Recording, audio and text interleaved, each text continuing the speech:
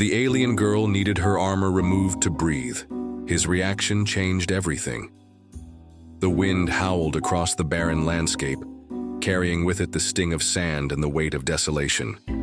Elias trudged through the wasteland, his protective gear shielding him from the harsh elements.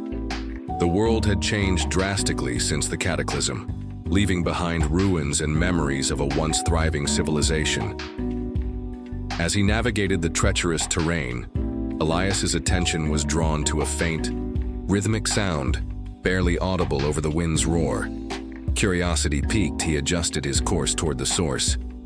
Amidst the debris and dust, he discovered a figure collapsed against a dilapidated structure. Approaching cautiously, Elias observed the being's form, slender, humanoid, but distinctly alien. The figure was encased in intricate armor, its design unlike anything he had seen before. The armor's surface shimmered faintly, pulsating with an otherworldly energy.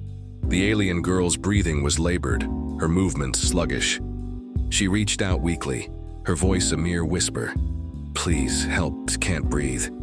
Elias hesitated, torn between caution and compassion. He assessed the armor, noting its complexity and the potential risks of tampering with unfamiliar technology. Yet the urgency in her plea compelled him to act.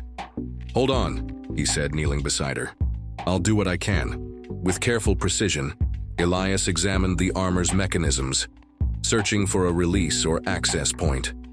His fingers traced the contours, identifying a series of interlocking segments that suggested a manual override. He initiated the sequence, and the armor responded with a soft hiss, segments retracting to reveal the alien girl's face. She gasped, drawing in a deep breath of the arid air. Her eyes met Elias's, gratitude and relief evident in her expression. "Thank you," she murmured, her voice stronger now. Elias offered a nod, assisting her into a sitting position. "You're welcome. What's your name?" "Lyra," she replied. "I'm Elias. Let's get you out of here."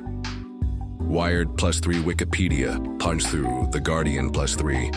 He helped Lyra to her feet, supporting her as they began the journey toward his shelter, a modest outpost equipped with basic amenities and a semblance of safety. Along the way, they exchanged fragments of their stories, bridging the gap between their disparate worlds. As they reached the shelter, Elias couldn't shake the feeling that this encounter was the beginning of something significant. The desolate world they inhabited had just become a little less lonely. The sun cast a pale glow over the barren landscape as Elias and Lyra settled into a routine within the confines of the makeshift shelter. Despite the initial tension, a fragile camaraderie began to form between them. Elias spent his days scavenging for supplies, while Lyra, still recovering from her ordeal, studied the environment with keen interest. She often asked questions about human customs, displaying a curiosity that both intrigued and amused Elias. One evening, as they shared a meager meal, Lyra broached a subject that had been weighing on her mind. "Elias," she began hesitantly, "do you believe in second chances?" He looked up, surprised by the question. "I suppose I do. Why do you ask?" Lyra hesitated before responding. "My people, we made mistakes. We sought to conquer rather than coexist. I was part of that mission, but I never agreed with it." Elias studied her, noting the sincerity in her eyes. "Everyone deserves a second chance, Lyra. It's what we do with it that matters." Their conversation was interrupted by a sudden tremor that shook the shelter. Dust rained down from the ceiling, and the walls groaned under the strain. "What was that?" Lyra asked, her voice tinged with fear. Elias grabbed a flashlight and moved to the entrance. "Stay here, I'll check it out." Stepping outside, he surveyed the area. In the distance, a plume of smoke rose into the sky. Curiosity piqued, he decided to investigate, instructing Lyra to remain inside.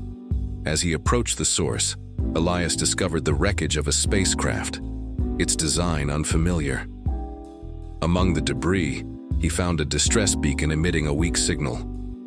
Realizing the potential danger, he returned to the shelter to inform Lyra.